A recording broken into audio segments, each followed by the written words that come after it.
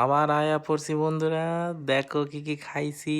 নমস্কার বন্ধুরা, দেখো কত কি খাইছি। এই দেখো, এটা কি শুক্তাপ। এই দেখো চিকেন চাপ, ভালো না? এই দেখো চিকেনটা দেখছো, দেখো দেখো। আর কি আছে, এ দেখো মাছের সাইজটা দেখছো, গোটা পুকুর দিয়ে তুইলা ঝোলে ফেলাই দিছি। এই যে বেগুন দিয়া ঝোল, শাটিং মাছ কয় এটারে। আর এই দেখো, এই চাটনি আছে, ভাত আছে, আর আলু গোলমরিচ দিয়া একটা সবজি। আর ওই দেখছো আলু আর সজনা ডাঁটা। হ্যাঁ, এই সময় সজনা ডাঁটা খুব ভালো পাওয়া যায়।